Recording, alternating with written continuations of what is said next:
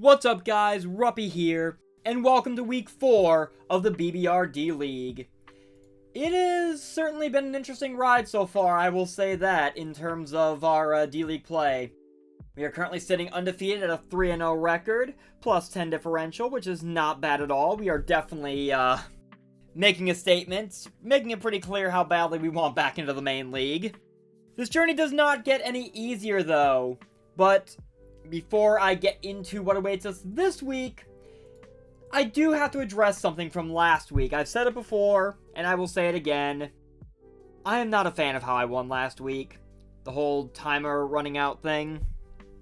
I get it, it's built into the game, that is part of the game we play, but it still kind of leaves a bad taste in my mouth, and I do apologize to Banana for winning that way, even though, I mean, that's how it is in the rules. That is just where things ended up being. You hate it, but guess that just gives us extra incentive to make sure we actually try to pull out a win this week. And that is going to be a bit of a tricky task as we face off against the Las Vegas Rotoms, coached by Rose. Rose, if I'm not mistaken, is the current commissioner of the IBL.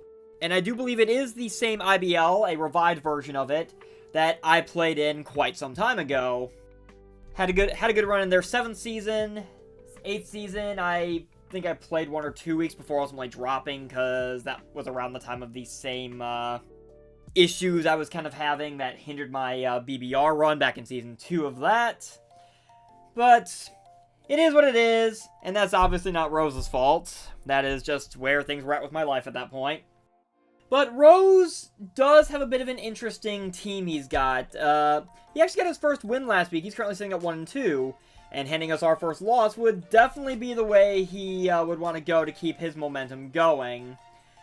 So, let's go ahead and flip on over to Showdown, our team builder, our chalkboard, and get into this matchup because it is a bit of a scary one, despite his record. I've said time and time again, records could mean absolutely nothing if the matchup does not look to be in my favor, and this is one of those matchups that is going to be a bit tricky to navigate.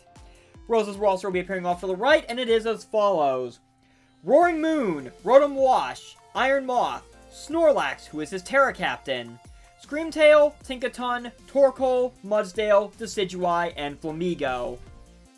Obviously the first thing that stands out right away, Sun. We're playing a Sun team. There's no traditional Chlorophyll sweeper on it, but it does have 2 photosynthesis users in Roaring Moon and Screamtail, so that is definitely something I need to take into account when approaching this matchup. Ironically enough, they are actually not my biggest concerns.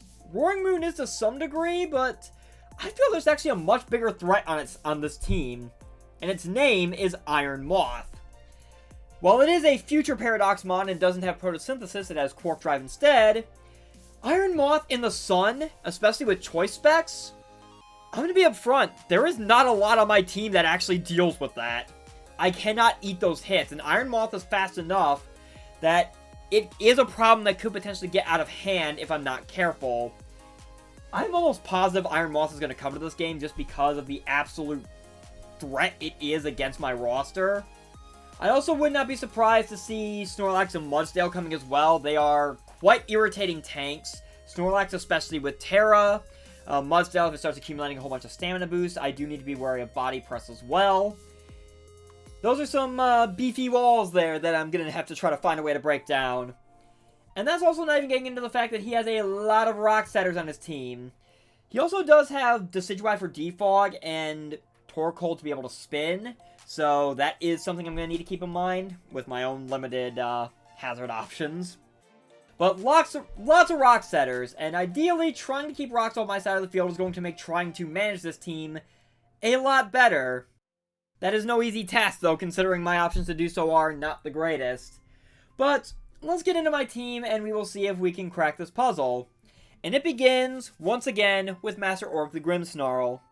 I ran through a couple of different sets I wanted to use. A dual screener was a go-to option I considered, but ultimately I decided to go with this set, see if it works out well enough for me, just to kind of try to be a little more tactical and brute force my way through this team, because I have a feeling that it's how I'm going to end up winning this game. I've got Play Rough, Stomping Tantrum, Taunt, and Substitute. 100 attack EVs with an Adamant Nature does actually dent a good chunk of Rose's team. Play Rough is just strong stab in general. There's a lot that does not want to take it. For the things that do, I do have Stomping Tantrum. Because, well, Stomping Tantrum is just a powerful hit and a powerful ground hit. Iron Moth is quad weak to it, so that is a way I can potentially try to get around it. Substitute is something I can easily set up with Prankster. Take advantage of switches, any attempts to set up on me, any attempts to try to status me, especially Rotom Wash with Will-O-Wisp. I could easily get behind a sub, and I don't have to worry about Will-O-Wisp anymore. And I also decided to go with Taunt to try to shut down the aforementioned rock setters like Torkoal, like Screamtail, Tinkaton, Mudsdale. Just a way to try to keep them from getting up rocks, and being able to keep my side free of hazards. Leftovers allows me to recover, keeping some longevity. I don't know how well this set is going to work, but I think it has some benefits to it, so I'm willing to test it out and see how it works. Worst case scenario, if it doesn't work out, well, there's always the playoffs if I happen to cross paths with Rose there, that I could definitely use one of the other Grimmsnarl sets I've been toying around with for this game. Now we move on to Keldeo, Seabreeze. This is pretty simple. Scarf, max. I felt this is just the simplest way to go about it. I considered allocating some bulk somewhere, but ultimately I felt like just going straight forward was kind of the best method here to try to make this work. Surface strong water stab. I know he has Sun, which will definitely weaken the hit, but Torkoal and Mudsdale, which are two of the three things that are weak to water, they are much weaker on the special side in spite of Sun, so I can still use Keldeo to be able to wear them down with it, even if Sun is up. Secret Sword is my answer to the fact that Rose... His team is honestly weaker on the physical side in terms of his defenses, and Secret Sword definitely takes full advantage of that, especially Snorlax. Snorlax pre-Terra does not want to be taking Secret Swords, and even post-Terra, depending on what his Terra type is, Secret Sword still hits stupidly hard. Icy Wind is here to deal with the plethora of Paradox Mons, because they all naturally outspeed Keldeo if he's got any Scarfers among them, any potential boost because of the Sun or booster energy. Icy Wind will kind of lower that and allow Keldeo and my other Mon to be able to deal with that a little easier. And then there's Flip Turn. I have a feeling pivoting is going to be my best friend in this game, to be able to constantly pivot out around his team and try to get myself into better matchups depending on what he brings in to try to deal with my Mons. So Flip Turning out with Keldeo feels like a pretty solid option, especially if he does bring, say, Decidueye, which Icy Wind also does keep Keldeo from just being walled by Decidueye, but Flip Turn also allows me to just pivot out on it and be able to get in, say, Rotom-Heat, which I will get to soon enough. Moving down the line, let's address Porygon 2, Pomni. This, for the most part, is the same set as last week. Terra Ground, Bulkymon, I believe I put, Quiet Nature, to be able to get lower speed, so that way I could hit harder with Analytic. I am aware that Torkoal does outslow me naturally, even with this setup, and I think Snorlax and Mudsdale might as well, but, I mean, I'm still hitting stupidly hard, so it feels like a solid option to me to try to take advantage of Analytic. I've got Eviolite for the extra bulk, Recover to be able to stay healthy. Ideally, I'm not planning on using my Terra this game, or at least not right away. The plan is to try to get some of his Mons that are actually strong against Terra Ground, like the Rotom Wash, the Decidueye, etc. To try to get those out of the way first, just so that way Porygon 2's job is significantly easier. Ice Beam does handle the things that would tank Terra Ground Terra Blast, which in and of itself rips through a good chunk of this team. And even a raw Terra Blast coming off of Analytic, because it's still stab, hits pretty hard on a lot of these things. And then there's the niche tech of Solar Beam. I figure if he's gonna bring Sun, I might as well try to take advantage of it. And Solar Beam coming off of this Porygon 2 set is kind of my way to address the likes of Mudsdale and especially Rotom Wash, because it punishes him for bringing Sun and allows Porygon 2 to surprise some things that he would probably be banking on to sit in and take hits from this thing. So I figured it'd be a fun option to try to give a shot to and see if that works out. Next on the docket we have Thermidor, the Rotom-Heat. This is a Spadef set, and this is probably the best answer I honestly have to Specs Iron Moth in the Sun, as sad as that sounds. I have Light Screen to be able to try to allow Rotom-Heat and the rest of my team by proxy to be able to take those hits much better. It's not a foolproof answer, but it's an option that's there at the very least. I have Will-O-Wisp to be able to burn the large amount of physical attackers his team has to try to chip away at them, take away their power. And beyond that, we have Overheat and Volt Switch. Overheat hitting very hard, especially in the Sun. Again, trying to turn his own Sun against him as best I can. And Volt Switch, pretty much for the same reasons I mentioned with Keldeo.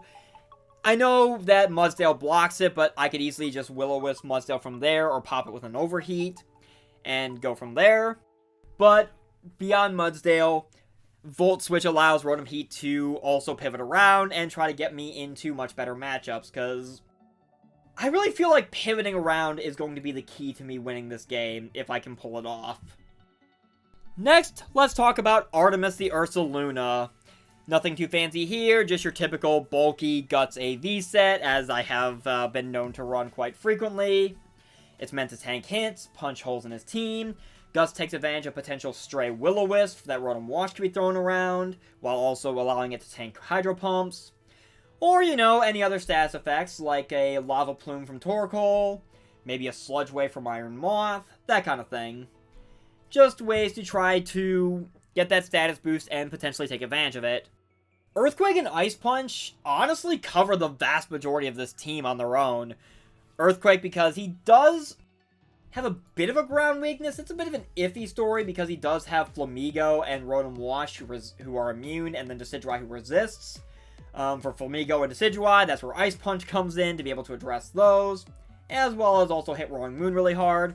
Drain Punch does the same thing, as well as also addressing the Snorlax problem, while also allowing Ursaluna to get some HP back. And then I decided to throw Body Slam on there as my last move, because it is stab, it has a chance to paralyze, and that's honestly probably my best way of handling Rotom Wash in terms of Ursaluna, if I did want to try to go for that 1v1.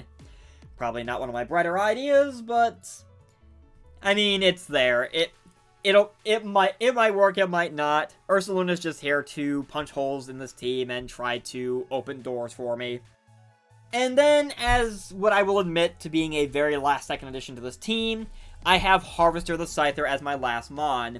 I'm running a Scarf set, U-turn to, again, add to my pivoting plan, Dual Wing Beat as powerful Technician Stab, and addressing the flying weaknesses that Rose does have. Defog is very crucial, because if Grimmsnarl can't keep rocks away through Taunt, then I need a way to get rid of them. And then there's Close Combat to address some of the fighting weaknesses, namely Roaring Moon and Snorlax, in case those two mons start to get out of hand. It's not a perfect plan, and admittedly, I was also very heavily considering bringing Spectre to this game, but my mind was fixating on the idea of Scarf Spectrier just in case to try to stay ahead of Roaring Moon and, to a lesser degree, Screamtail as well, because of Sun and Photosynthesis.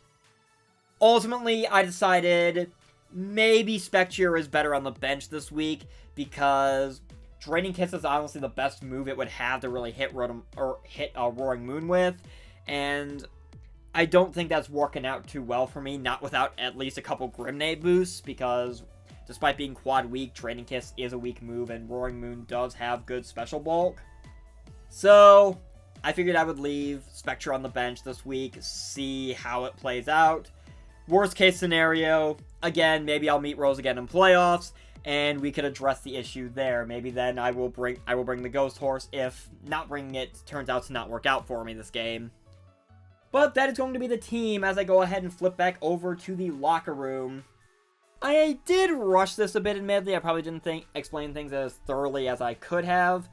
and admittedly that is because I am actually about to play this game. I'm also trying out a new method, trying to read off of some notes I took beforehand about this, so I can try to get through these team battles a lot faster, because I know my team battles have been getting a little on the lengthier side lately. But we will see if it worked out or not, and, well, it's a process I can still refine going forward. But I need to go get ready for this game, so I will see you guys when it's battle time. Alright, it is battle time, is what I want to say, but I'm going to be up front. You've probably figured it out by now, considering I have the screen frozen. This is a post-com. It's not because I had any issues with the commentary track file or anything like that. Plain and simple, I was not a fan of my commentary for this game for many reasons. This game as a whole, I'm going to tell you right now, it ended up being an absolute mess for me on multiple fronts. The vast majority of which had nothing to do with me actually playing this game. It wasn't that everything went wrong for me in the sense of RNG. It was more of a whole bunch of issues outside of my control that just piled up and basically threw off my focus so much. It definitely contributed to what I will admit was probably some very awful play here. But we will get into that as the game goes on. And when we get to the specific point in question, I will go ahead and pause the video and talk more about that.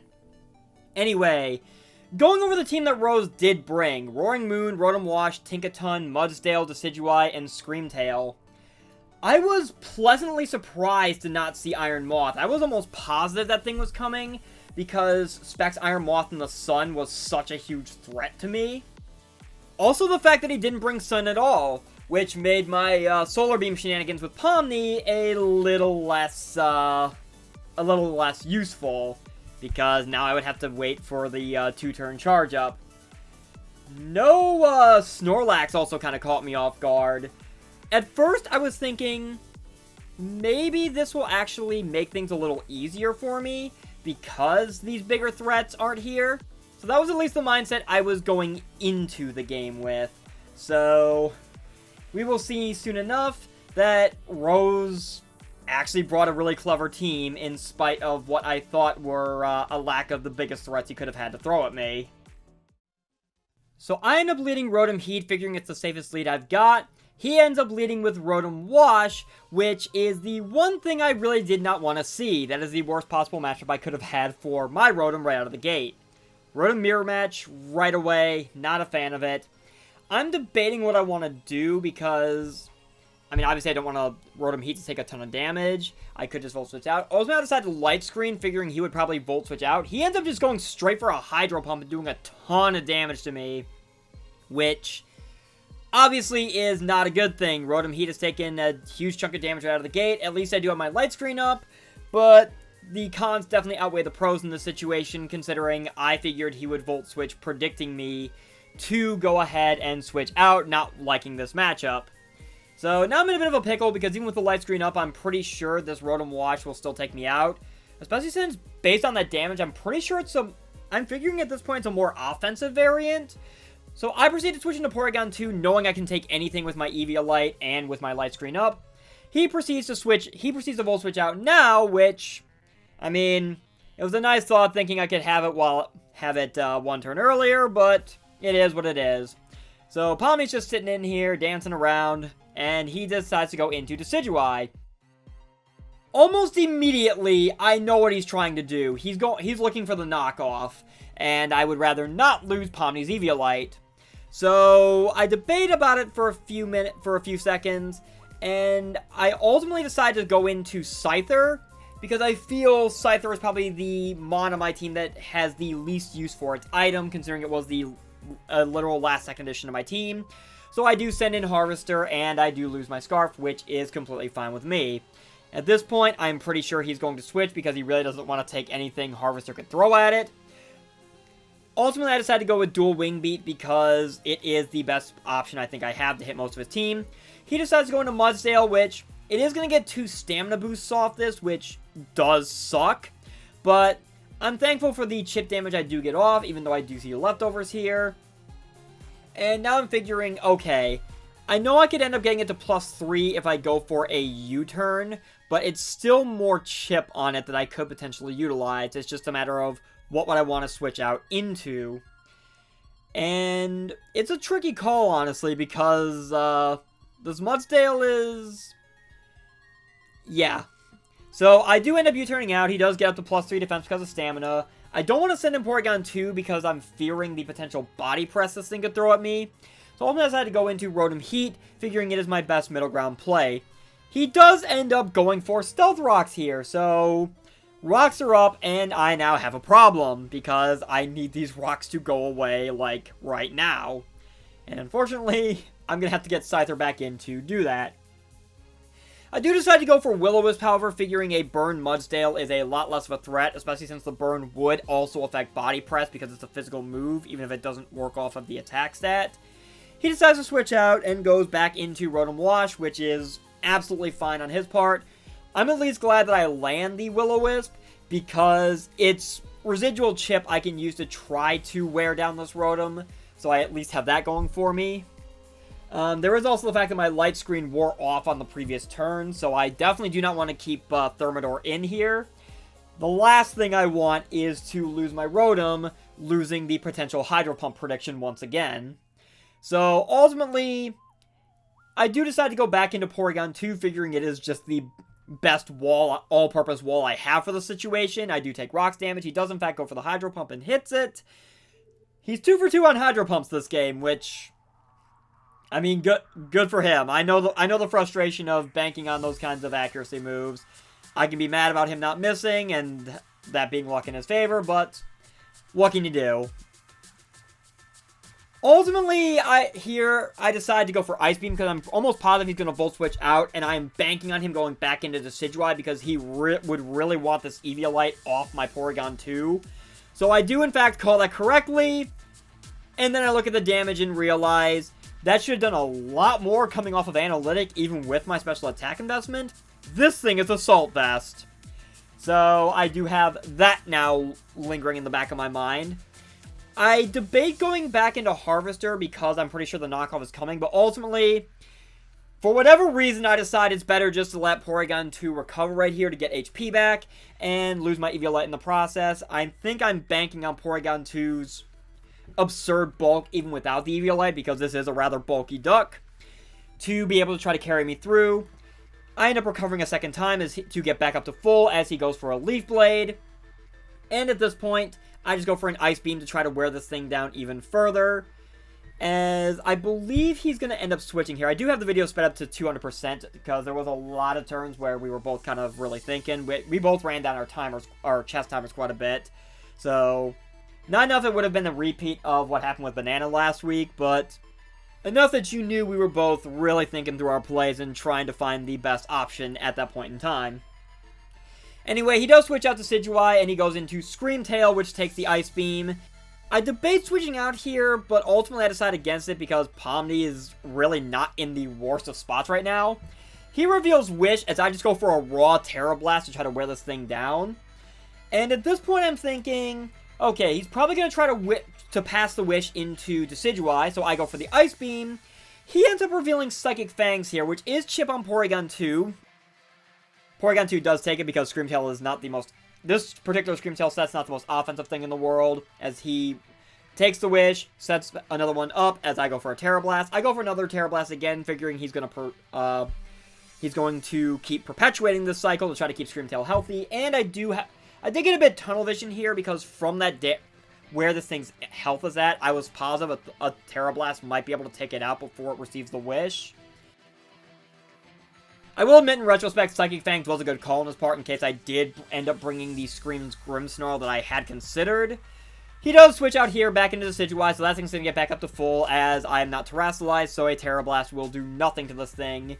And ideally, I'm trying to hold off on Terrastalizing, since I am Terra Ground, until this thing in particular is gone. And ideally Rotom Wash as well, but both of them, honestly. He switches the Decidueye out and goes back into the Rotom Wash here, not wanting to take another Ice Beam, which is a good call on his part. I'm just going to continue keeping Pomni in here, just being an absolute nuisance as he is switching around trying to figure out how do I crack this duck. He hits me with another Hydro Pump. He's 3 for 3 on those now as I proceed to fire off another Raw Terra Blast and do a ton of damage to this thing. And seeing how much damage Hydro Pump is doing to me without my Eviolite, I figure recovering here is the smart play. I believe he does, yeah, he goes for another Hydro Pump, which Pomni's barely able to live, and I get the recover off, so not the worst of spots. It could be better, but at this point I'm trying to figure out how do I break this stalemate we have now ended up in. I end up going for another recover. I believe he goes for yet another Hydro Pump here, so the cycle is continuing onwards as Pomni takes it, recovers, and we are back to that. So this Rotom is still hovering around the orange. He reveals Pain Split here, which kind of caught me off guard a bit, as I do recover back up to full here, I believe. Yeah. So, seeing Pain Split now, and I ultimately decide on what is admittedly a really stupid play in hindsight. I switch out into Scyther, predicting him to go for another Pain Split. He ends up going for a Hydro Pump, and thankfully he finally misses here. So, finally, some luck is on the Hydro Pumps is in my favor. I just go straight for the Defog. My plan was to send in Scyther, take all that Rocks damage, and then figure he would try to Pain Split to get back up to full, so he would actually be giving Scyther a ton of health back. Ultimately, that did not happen. That was, admittedly, a really dumb move in retrospect on my part, but it was a way to try to break the stalemate, I guess. I do Defog to get rid of the rocks as Mudsdale now comes in, and I just go for a dual Wing Beat. I know, again, he's going to get the stamina boost, but I just want to try to chip this thing down at this point. He ends up revealing Roar here, which kind of surprised me. I bet he thought I was going to just switch back into something, maybe the Porygon 2, and he didn't want to deal with that, so he just went straight for the Roar. He roars me out in the Porygon 2, and I'm just going to switch right back into Scyther, figuring he's going to Body Press, and at this point, I would rather sack Scyther off because it is low enough, than let Porygon 2 with that Eviolite risk taking a Body Press, especially since I still do not want to Terrasilize just yet, because I'm trying to avoid putting Pomni in a position where Decidueye and Rotom Wash threaten it. Now I go into Sea Breeze, and here, again, in retrospect, I make another misplay. I knew full well that there was little reason he was going to keep Mudsdale in, especially since I saw the leftovers, I saw the non-attacking moves, I knew this thing wasn't Assault Vest, so what I should have done is gone for the Flip Turn, knowing he would probably switch. Instead, just go for the Surf. He ends up going into the Rotom Wash, which is going to be able to take the Surf. Really beating myself up over that because, again, I really, really should have just Flip Turned out. Now I have to Flat Switch, and I'm going to end up switching into the Grimmsnarl here, as he does, in fact, go for another Pain Split, I believe. Now, this is the part where things get a little iffy.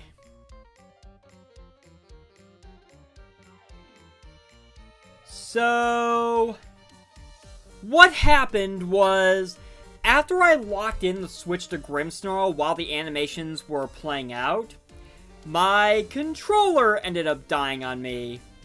Now, the controller I use and have been using for several years at this point, I realize, is one of those wireless Pro controllers that runs on AA batteries. I think they were usually sold for those who, I guess, didn't want to, I don't know, maybe not deal with the drift issues that these Switch's usual Pro controllers tend to come with. I've taken very good care of it to try to make sure there has never been any drift issues, because obviously I don't think I can get this repaired like I could the Joy-Cons.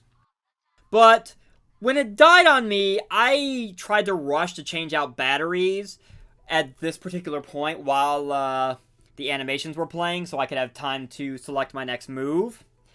And I went a little too fast and ended up ripping out one of these springs that the batteries are supposed to press up against that locks them in place, meaning that my controller could no longer actually keep batteries in it. One of the batteries would just keep falling out anytime I tried to put it in. So that controller, despite That controller has served me well for so many years, but unfortunately at this point it was now well and truly 100% dead because it cannot hold batteries anymore, or even actually run the charge without the spring. So I kind of had to scramble at this point to actually figure out a solution, because we are really deep into this battle despite the fact that it's only a 6-5 score. And I really don't want to have to replay everything. I don't want to just have to forfeit. So I'm scrambling to try to find any option possible. My Joy-Cons were out because I don't keep them attached to my Switch. I probably should, honestly, just in case of situations like this. But I've been hesitant to do so ever since I got them back from sending them in to Nintendo to get fixed the last time they had a drift issue. I have been kind of adamant against using them unless I'm taking my Switch somewhere with me on a trip where the Joy-Cons would make more sense because I'm keeping my Switch in handheld mode, just so I don't have to worry about the drift issue again. Thankfully, I did have my old Pro Controller still laying around, and I still had the USB cord to it, so I plugged that in, and from this point, I was able to at least get back into the game. It was a little too late, and it does come with its own issues, however, but I will touch on those as we kind of get back into the battle at this point. So because I end up taking so much time to get my controller issue sorted out, as Rose ends up switching into Tinkaton, I end up just selecting Play Rough, not because I actually selected it, but because it's just what my Grimmsnarl decided to do on its own, because I didn't give it any input. And as you can see right away, I'm having a bit of issues. What I really wanted to do was substitute on the Switch, predicting him to switch out, or even just to block a potential Will-O-Wisp or anything like that. Unfortunately, I did not get the chance to do so. And as you saw briefly, and will see throughout the rest of this battle, as right there was another good sign of it, the reason I stopped using that old Pro Controller was because of its own drift issues, and I'm going to be spending more time for the rest of this battle fighting against my own controller than I am actually playing Rose, which does annoy me that it's nothing against Rose, obviously. It was just how things ended up happening. It was just fate decided to throw that monkey wrench into my plans. Anyway, I do end up subbing as he goes to the sword stance, and then I proceed to Stomping Tantrum as he play roughs to break my sub. It really hurt me that I did not pick off this Tinkaton right here and now. It was a roll to kill, so the fact that I missed out on it really hurt my soul, because that just about killed any hope I had of getting back into this game, even in spite of the other issues I'm dealing with, namely with my controller. As you see right there, my controller on its drift is trying to get me to run from this battle. It's trying to tell me, hey, you've pretty much already lost this battle. I'm going to make sure of that, so you might as well just go ahead and run, which I try not to do because I want to see this game through to the end properly. I do end up switching out into the Rotom Wash as he play roughs and then lose Rotom to a Rock Slide. I was hopeful that maybe I could get a Volt Switch off, but it was not to be. So I do end up sending in Keldeo now with the idea of flip turning to KO this thing and then trying to maybe get Grimmsnarl back in just so we can get leftovers recovery and I can figure out how to somehow try to work my way back into this game, in spite of the fact that I am now down 4-5, and also the fact that my controller's drift issues are going to be a constant headache. This, in and of itself, is the reason why I scrapped my live commentary, because, quite frankly, I'm sure you guys did not want to see me or hear me constantly yelling and angrily shouting at my controller and beating myself up because of how this ultimately played out. I'm sure no one wants to watch that, and I do apologize that it happened. That is just the curveball fate decided to throw my way this week, but I guess in a twisted sort of way, it balances out for a lot of the luck I've had for the first 3 weeks. The Power Whip miss from Jay Cyclozar that kind of cost him week 1. The Rotom-Heat crit on Superior in week 2 that allowed me to beat Shadow. And then me winning by timer in week 3 over Banana. I guess Fate had to balance it out somehow, and this is the best way I guess it could have done that. Anyway, he does send out Mudsdale here. I taunt to make sure he does not try to get rocks back up as he proceeds to Earthquake. And from here, I'm willing to let Grimmsnarl go. I'm just fighting with my controller to actually select Play Rough, just so I can actually get some sort of chip damage on this Mudsdale to try to make it easier to take out, as he does proceed to pick me off with an Earthquake. And now I am in a really bad spot, being down 3-5, I believe, at this point. Or is it 3-4? One of the two. No, it's 3-5. Yeah, it's 3-5. He's only lost the Tinkaton at this point. So I send out Porygon 2 here, and this is where my controller's drift issue really screws me over and destroys any hope I had of somehow maybe trying to get my way back into this game. I go Terra Ground on the... I decided to Terrasilize here just in case this didn't work. I meant to go for Ice Beam, but my controller's drift decided, you know what, you're going to go for Terra Blast Ground instead, which, based on the damage it does to this Mudsdale as it proceeds to Body Press me, I'm almost positive if I had been able to actually select Ice Beam, I would have KO'd this Mudsdale, so Pomni would have not taken that damage. I mean, I still would have Terrasilize, which, I mean, you can't blame me for not wanting to take the risk at that point, even though it does kind of put me in a really bad spot. But I probably could have been in a much better spot and maybe had a little bit of hope if my controller had cooperated with me to pick Ice Beam the first time. I do pick Ice Beam the second time, though, at least, and Mudsdale is down. So it is 3-4. But I have a problem because just about everything I have left cannot really beat Rotom Wash and Decidueye. So I am kind of stuck here. I do decide, as he sends in Rotom Wash, to switch Pomni out and go into Ursaluna, figuring that with AV and the bulk I have, I can take a Hydro Pump if that's what he wants to go with, which is exactly what he goes with. Artemis does take it and survives with over half, so I know I can take a second one. And here, no, I don't actually fight with my controller on this one. I do decide to go straight for the Body Slam, because it's the only move I have that can really hit this Rotom. I mean, maybe I should have gone for Drain Punch in retrospect, but it doesn't matter either way, because he sends out Decidueye, which is immune to both of those moves. And this is kind of where things completely fall apart on me, as if they haven't already. This is basically the nail in the coffin right here. As I fight with my controller's drift issues again, he hits me for a lot of damage with a Leaf Blade, as I proceed to hit an Ice Punch, and actually freeze the Decidueye, which is startling to me. But any hope I have of Fate finally deciding to throw me a bone is short-lived, as Decidueye unthaws immediately and takes out Ursaluna with a Leaf Blade. And this is pretty much going to be the story of the rest of this game. Decidueye throwing out Leaf Blades and picking off my team.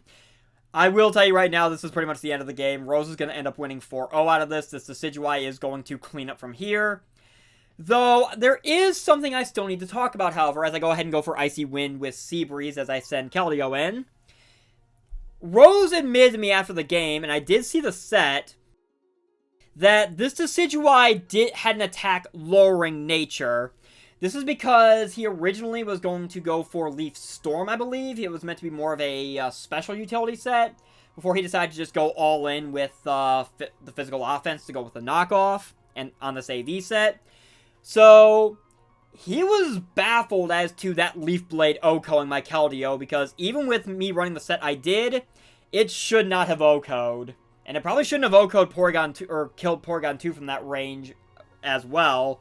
But that is how it happened. Rose does pick up the 4-0 win. I'm not going to question how on earth that made any sense, given the spread he did end up having. Because he and I we're baffled on it. We're just going to remain baffled on it.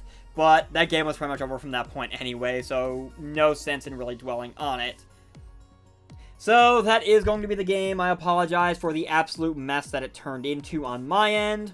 But I can assure you guys, as of when I'm doing this commentary, I do have a new controller. So hopefully, I will not run into this issue any further. Fingers crossed. Regardless, thank you guys so very much for watching anyway, and I do apologize again for the mess this video kind of turned into. I have been Ruppy, And I swear my Columbus Swoo and I will bounce back, and we will see you guys next time.